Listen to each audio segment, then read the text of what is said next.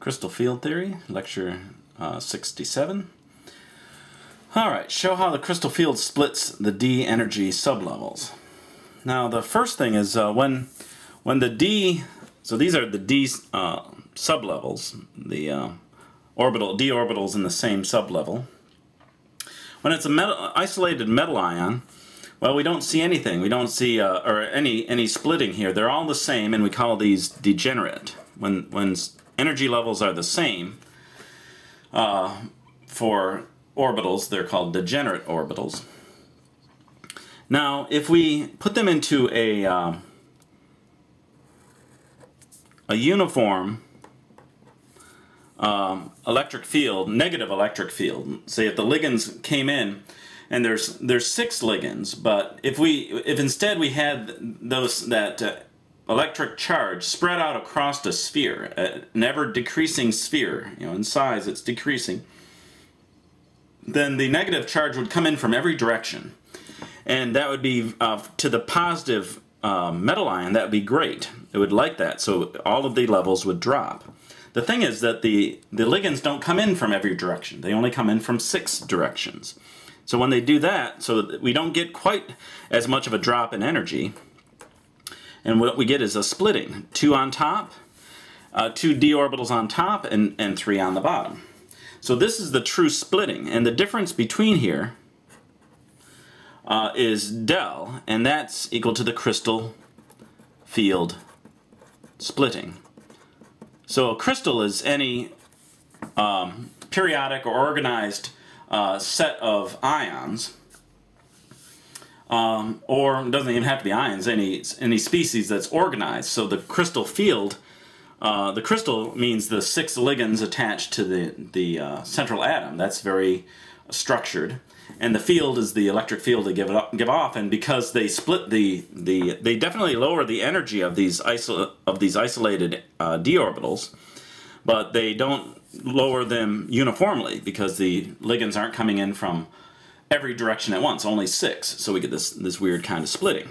So we should get used to seeing that, the 2 lines above, 3 below. And then we have the difference between those energy levels is the crystal field splitting. Now, we have high spin and low spin complexes. As you can tell, we have really endless variety of different kinds of complexes. In the metal ions inside, we have dozens and dozens to choose from, and each of them have different numbers of d electrons. So some have 0, some have 1, 2, 3, all the way up to 10. So if they have 0, then we don't worry about them. But from 1 to 10 d electrons, they will fill up these levels. Well, there's 2 ways of it happening. Either as we fill them up, well, I'll just do out the example here. If we have 1 electron, we have what's called high spin and low spin. And this is going to be low spin, and this is high spin. Now this is my choice to make the energy levels so different. Normally you wouldn't see that, they'd all be shown at the same distance apart. But I'm trying to show that this is a huge crystal field splitting energy versus this one. That for an electron to go from the lower state up to the higher state requires a lot of energy, a lot more than here. So this one is called high spin, and this one is called low spin when there's a big difference in well, I can't explain anything more until we get into it. So for high spin, when this energy level difference is very slight, we still start at the bottom. And you can start over on the left, it doesn't matter. Any of the ones in the bottom are the same. We put the electrons in, we fill from the lowest energy on up. So here, it doesn't really make a difference. You notice they're exactly the same. The 1 electron in the bottom 3. When we have 2 electrons, we separate them. So far, we don't see any difference between high spin and low spin. It doesn't make any sense so far what we're talking about as far as those terms. 3, same thing. So it seems like I'm just wasting your time. So, well, they're all the same. We get to 4, though. 1, 2, 3, 1, 2, 3. When we add the 4th to the high spin, we have a choice. The 4th can pair up, which requires a pairing energy we call P. This is pairing energy. because electrons don't like to be in the same orbital together. They're the same charge. If they're forced to, they'll do it. So this electron, the fourth electron, can either pair up or it can go into the higher state. Now, it depends on the pairing versus the crystal field splitting. In this case, the pairing energy is greater than the crystal field splitting. That's true for all of the high spin. So that's what high spin means. The pairing energy is greater than the crystal field splitting. Low spin means just the opposite. There's such a huge energy change going from the lower level to the higher that the pairing energy is less than this crystal field splitting. So if that's the case where the pairing energy is greater, then the electron will go up to the next level. So if we think of it in terms of something, you know, that every day, you have the choice of, do you want to room with somebody, or you want to on a lower level in an apartment complex, or go up to your own room at a higher level? Well, that requires more energy. So is it worth it? Well, if this guy is annoying, then yeah, you probably want to go up to the higher level. So the pairing energy makes it very uncomfortable for this electron to be here. Since it's such a small shift of energy to just go up to the next level, that's what it chooses to do. In this case, the fourth electron has a choice of pairing up, going into the same room or same orbital as an electron, or climbing up a lot more stairs. So in this case, the pairing energy is less than the crystal field splitting. So using our analogy, well, this person might be annoying, but it's easier to live with them than to climb up all of those stairs. So this person is aggravating, the electrons aggravate each other being in the same orbital because they're the same charge, but it's easier than climbing up those stairs. So now we see the difference. So with 5 electrons, 1, 2, 3, well, it's easier to go up here and then they'd be separated. And then this one, 1, 2, 3, 4, 5. Now notice here we have 4 unpaired electrons, 2 unpaired electrons. Here are 5 unpaired electrons, 1. That's where the term high spin and low spin become clear. Here, when there's only 1, the difference between high spin and low spin, there is no difference. The crystal field splitting versus the pairing energy is still there in these are different complexes, but we can't notice the difference. Not until we get to 4 electrons do we notice the difference. So let's do 6. So there's a lot of ways I can phrase this. If I could just say that you have 6 d electrons in a high spin system. So you do 1, 2, 3. It's high spin, so you separate them. Now we have to come back down. We have no choice. But this one, or I could say you have 6 electrons in a low spin state. 1, 2, 3, 4, 5, 6. Now we have no unpaired electrons. We have 4 unpaired electrons. This thing is diamagnetic. This is paramagnetic. 7. 1, 2, 3, 4, 5, 6, 7. So for high spin, you fill up all of the orbitals with 1 electron, and then you start pairing up. For low spin, 1, 2, 3, 4, 5, 6, 7. You have to pair up all of these guys on the bottom. Put in 6 first before the 7th will go up to the top. For 8, 1, 2, 3, 4, 5, 6, 7, 8. 1, 2, 3, 4, 5, 6, 7, 8. Doesn't matter how we fill them, now they look the same. And we saw that with 1, 2, and 3 electrons earlier. They're the same. And again, I've made this larger just to show the difference, but normally you wouldn't do that. On the exam, if I gave you blanks, I just put them like this. I wouldn't show any difference in the splitting. Just assume that from high spin or low spin you'd understand.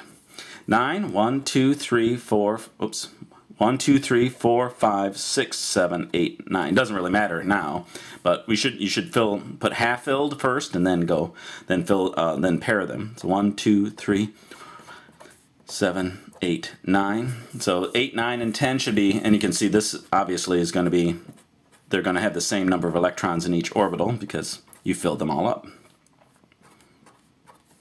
So it doesn't really matter in this case how you fill them up.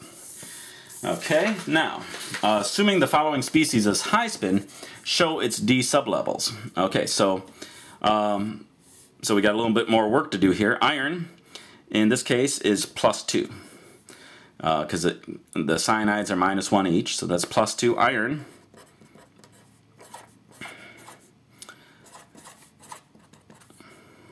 3D. Iron is would be this. Let me double check that. 1, 2, 3, 4, 5, 6. This is iron.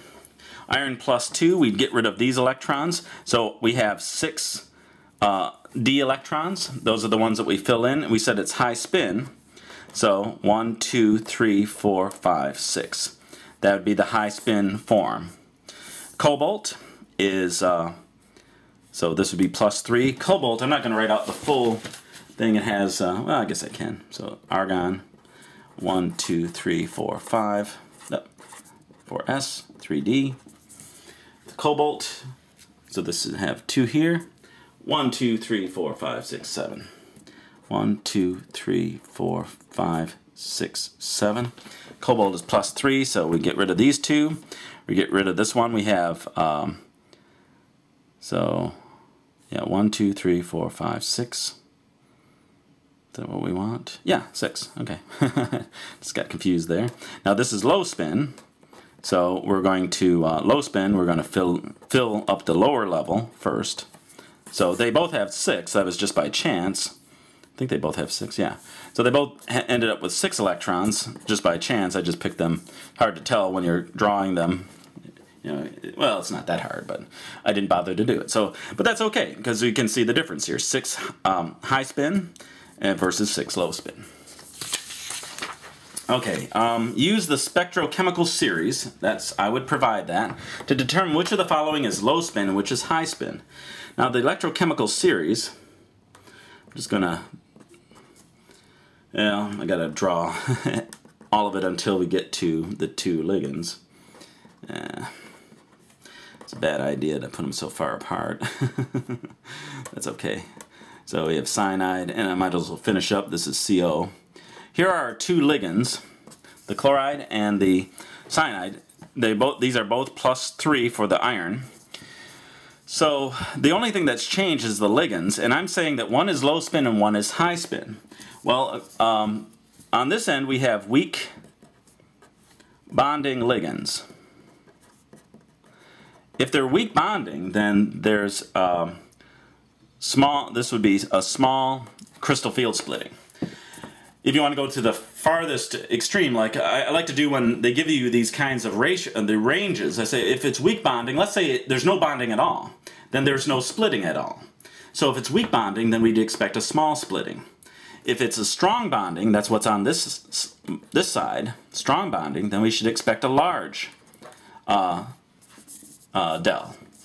delta. So a small delta, we'd expect this to be high spin.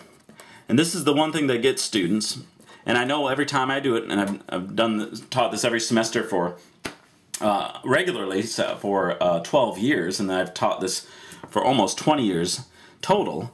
When I see high spin and small delta, I have to stop and think about that. Yeah, when it's small delta, when it's really close together, that means that we can separate the electrons, so that would be high spin. Large delta, go really extreme, then it's going to be low spin because the electrons are going to have a hard time getting up to the top, so they're going to pair up. So large delta means low spin. Small delta means high spin. And so that catches me even today. I have to just stop just for, it doesn't take me too long, just a couple of seconds, but I have to get it back in my head, that difference. So if we look here, we see that the chlorine for this guy is down the line. It has it's going to have a smaller delta than if you have the cyanide. Cyanide bonds very, very strongly. So we'd expect for this one to have a relatively small splitting compared to this one. And you don't have to write these out. I think what I'm asking, in this way. So which one is low spin? Well, this one would be the low spin, and this would be high spin. Now, to tell you the truth, since I wrote this question out, but I didn't do it before, the reason I'm writing all of this out is so that I don't make that mistake. We know that this is, they're asking which one is low spin and which one is high spin, assuming there's one of each. we know that the chlorine doesn't split the levels as much as the cyanide does. It's a relative scale. Cyanide doesn't split as much as the CO does, but since I tend to put the two ligands on opposite sides of the range so that there's no question about it. So this high spin, so the chlorine doesn't split the levels very much. The cyanide splits them very much. Since they have the same number of electrons, and I think it's 5 total, so is it, yeah, so 5, 1, 2, yeah, so it should be 5. This one would be high spin, it would be 1, 2, 3, 4, 5, and this one would be 1, 2, 3, 4, 5. Again, you don't have to go that far. This is just kind of a check that I'm using and kind of showing what happens, but just by looking at these ligands alone, you should be able to state that this ligand is weaker bonding than this one, so dull is smaller, so it should be high spin, so this one should be low spin. Okay, and then the last thing here is we actually have a calculation. We haven't had one in a while. The splitting, the difference between them, if we have we can always boost a d electron up into the higher state and then have it transfer back down to fall back down into the lower level. So that transition will cause the production of a photon, or a photon can be absorbed. And when you have white light, the color that's absorbed is a complement of the color that we see. So it depends on what they're asking for here. So let's see what they're asking. A complex is an orange color. That means that its complementary color was absorbed. So if you look in the table that we have here, and I may get this table if I ask this kind of question, but most likely usually I just give you the crystal field splitting or the wavelength and ask you to find the other one. But orange light absorbs, means that the color that was absorbed was blue, which is 480 nanometers. So from the table I got that. So, and you said, well, isn't it a range? Yes, it's certainly a range of blue colors and orange colors, but we'll just go with that average number that they gave us. So it should be in the same, pretty much the same range, somewhere within 5% of each other. So we have, we changed to meters, and then we just plug it into this equation, and I didn't do it out. So what are they, approximately what wave? Oh, yeah. So I said that. What is the crystal field splitting? Okay, so we found the wavelength. Yeah, I just have to finish up this. Luckily I have the calculator sitting here. I forgot that I had to do a calculation, because we don't do that many. So the crystal field splitting is 4.14 times 10 to the minus 19. So most likely I'll give you this wavelength. If not, I'd give you the table and you'd have to deduce it from that information about the color. And then if the crystal field splitting energy is this, what is the wavelength of light that it absorbs?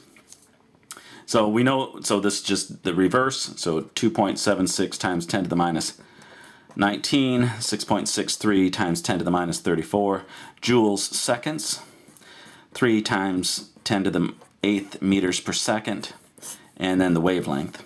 So it would be 2.76 times 10 to the minus 19 divided by 6.63 times 10 to the minus 34 divided by 3 times 10 to the 8th inverted, and wavelength comes up to be 7.21 times 10 to the minus 7 meters, or 721 nanometers.